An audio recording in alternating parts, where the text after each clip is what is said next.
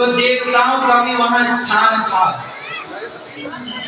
देवताओं का भी वहां स्थान नियुक्त था। जो शंकर जी से बहुत छोटे लोग हैं उनका भी वहां स्थान था।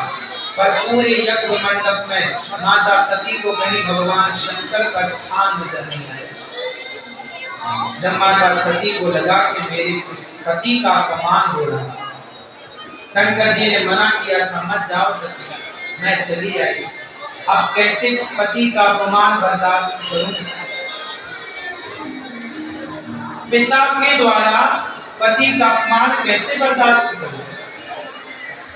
देखो जरा, आजकल की कुछ स्त्रियां पिता से अपने पति का अपमान कराती हैं, कुछ स्त्रियां अपने भाई से अपने पति का अपमान कराती हैं, पर यह बिल्कुल गलत है। माता सती ने देखा कि मेरे पिता के द्वारा मेरे पति का अपमान हुआ। माता सती बोली कि अब जीने से क्या फायदा। दक्ष पर भड़क गई, ऐ दक्ष, अब देखो बाप से बात कर रही है माता, ऐ दक्ष, तुमने सही नहीं किया। मेरे पति तो मुझे दाक्षायणी कहकर बुलाते थे, जब भी वो मेरा नाम लेते थे तो आपके नाम से बुलाते थे। आपका बड़ा आदर करते हैं मेरे पति भगवान शंकर, पर आपने मेरे पति का अपमान किया है पिताजी। अब मैं शिव के अपमान की बेटी बनकर के कैसे शिव को मुंह दिखाऊं? अब तो मैं दक्ष की बेटी कहलाती हूं ना, और दक्ष तो शिव द्रोही है, दक्ष तो शिव द्रोही है। तो शिव द्रोही की पत्नी बनना, मतलब शिव द्रोही की बेटी बनना, ये मुझे स्वीकार नहीं। आज से मैं शिव द्रोही की बेटी कहलाऊं, और शिव द्रोही की बेटी कहलाना मेरे लिए सही नहीं है पिताजी। अब मैं जीकर क्या करूं? उसी यज्ञ कुंड में अपने माता सती ने योग अग्नि से अपने शरीर को जलाकर भस्म कर दिया, और देखते देखते माता सती जल करके जब भस्म होने लगी, नंदीगण दौड़े दौड़े गए, हे भोलेनाथ, गजब हो गया। माता सती नहीं रही, आपके वियोग में उन्होंने प्राण त्याग दिया। शंकर जी दौड़ पड़े, वीरभद्र को भेजा। वीरभद्र ने जाके दक्ष का सिर तोड़ करके, उखाड़ करके और स्वाहा कर दिया। भगवान शिव ने माता सती के जलते शरीर को लेकर दौड़े। जब जलते हुए शरीर को, माता सती के शरीर को लेकर शंकर जी चले, तो माता सती का शरीर जल करके गिर रहा था। तो जहां जहां उनके शरीर के अंग गिरे, वह एक एक शक्ति पीठ बनती चली गई। 52 शक्ति पीठ हैं, 52 शक्ति पीठ चलती गिरती चली गई माता। कहीं हाथ गिरा, कहीं दांत गिरे, कहीं शरीर के अनेक अनेक अंग गिरे। वह एक एक शक्ति पीठ बनती चली गई। ऐसे 52 शक्ति पीठों का प्रतिष्ठा हुई, जिसमें 51 शक्तिपीठ भारत के अंदर है। एक शक्तिपीठ चूंकि भारत का ही एक टुकड़ा है, पाकिस्तान, तो हिंगला शक्तिपीठ पाकिस्तान बंटवारे के टाइम पाकिस्तान की सीमा में चली गई। 51 शक्तिपीठ भारत में, एक हिंगला पाकिस्तान। 52 शक्तिपीठ तैयार हो। भगवान शंकर ने दक्ष की गर्भ को ध्वंस कराया। ब्राह्मणों ने भगवान शिव की आराधना स्तुति की, तब शंकर जी प्रसन्न हुए और दक्ष के सिर को बकरे का सिर जोड़ करके उसके सिर में उसे जीवन दान दिया और उसने यज्ञ पूरा किया। वही माता सती पार्वती बनकर हिमालय की पुत्री बनकर प्रकट हुई, तब जाकर के भगवान शंकर का माता पार्वती से विवाह हुआ। ये माता पार्वती पहले सती थी, दक्ष की बेटी थी।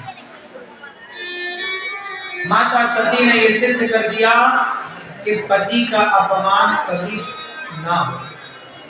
पति की आज्ञा पर ही स्त्री चले तो घर स्वर्ग बन जाए। पहले के लोग बड़े आज्ञाकारी थे। पुरुष भी अच्छा था, पुरुष माँ बाप का आज्ञाकारी था, स्त्री पति की आज्ञाकारी थी। अब कोई आज्ञा नहीं मानता, कम बच्चे मानने वाले। पति बोला यहाँ तो पत्नी जाती है वहां,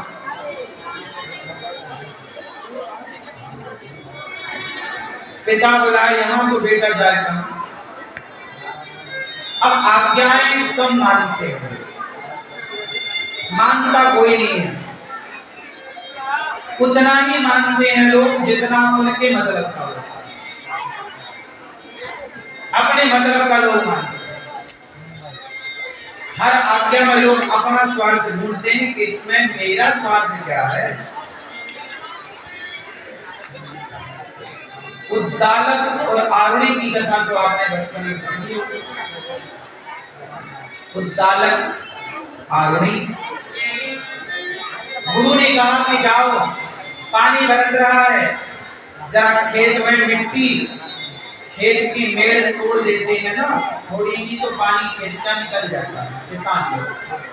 तो बेटा जाओ, खेत में पानी का भरना जरूरी है, पानी भरेगा तो वो पानी जमीन के भीतर जाएगा और फसल बढ़िया होगी बात। तो शिष्य गया तो वहां मिट्टी डाले तो इतना तेज बहाव था पानी निकलने का कि माटी रुक गई ना, तो वो अपने आप खुद लेट गए। क्या किया उन्होंने? खुद लेट गए खेत में, वहां पानी ना जाए, खुद की आड़ बना और लेट कर पीछे से मिट्टी डाले, लेकिन लेटे ही तो मिट्टी डाले नहीं। जब गुरुजी ने देखा कि सारे शिष्य आ गए, ये कहाँ रह गया उद्दालक, तो जाके देखा तो आवाज लगाई, बेटा कहाँ हो? गुरुजी जाकर देखे तो लेटा पानी ना भाग। गुरुजी की आज्ञा थी ना कि खेत से पानी ना निकल जाए, अब माटी डाले तो निकल जाए, तो खुद ले गए। मतलब इस तरह की आज्ञा का पालन। पहले के लोग आज्ञाकारी थे। कैकेयी ने कह दिया वनवास जाना है, राम जो आज्ञा, उस आज्ञा में कोई किंतु परंतु कुछ नहीं। राम ने कहा सीता मां को वनवास जाना है, जो आज्ञा। तुम्हारा पति कहे वनवास जाना तो 17 केस लगा दूंगी, दहेज वहेज पागल हो गया, मेंटल नहीं। चलिए जंगल भेजना, पति आज भेज दे वाला।